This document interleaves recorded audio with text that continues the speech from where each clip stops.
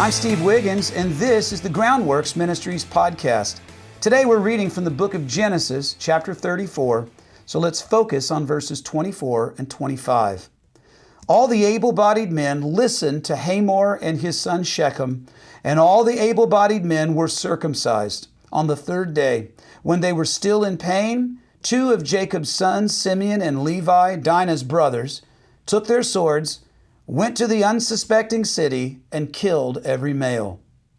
They say it takes a lifetime to build a reputation and a moment to ruin it.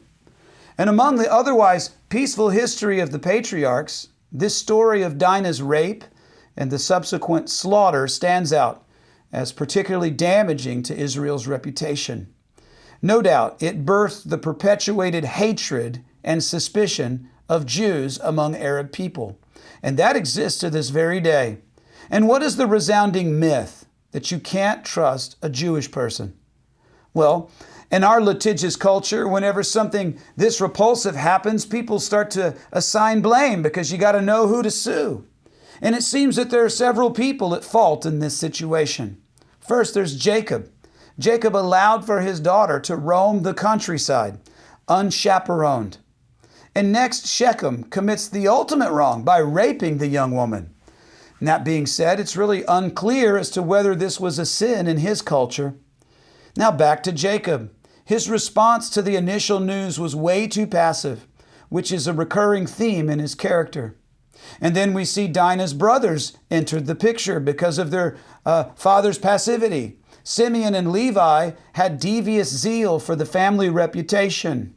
And then they decided to disrespect their father in the honor of the Lord's name. Again, Shechem seizes the opportunity to save his neck by undergoing the knife of the circumcision. And in addition, he convinces all of his people to be circumcised. But it wasn't based on acknowledgement of Jacob's God that he is the only Lord and we're going to worship him from now on. Rather, they had prospects of obtaining the Jews' possessions by default. We'll just marry in and then we'll plunder them through marriage. Back to Simeon and Levi. Seriously, it really was a cunning slaughter. Yeah, it's a case that celebrity attorneys would love to have. But what's the moral of the story? The moral seems to be that we are all human and nobody is without sin. And we know this from Romans chapter 3, verse 23. All have sinned and come short of God's glory.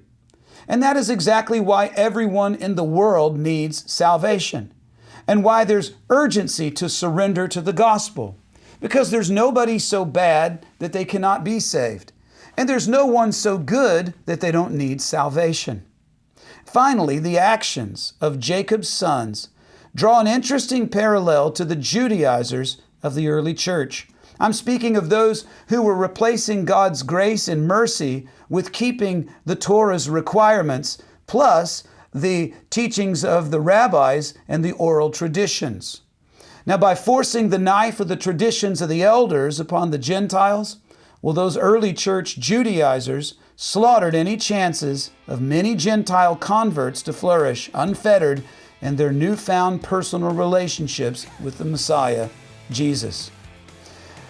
You know, the Bible is very clear. It just says, this is the word, walk in it. This is the way. Don't turn to the right or to the left.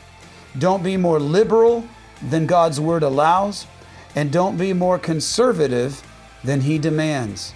I'm Steve Wiggins, and this is the Groundworks Ministries podcast. Check us out at groundworksministries.com.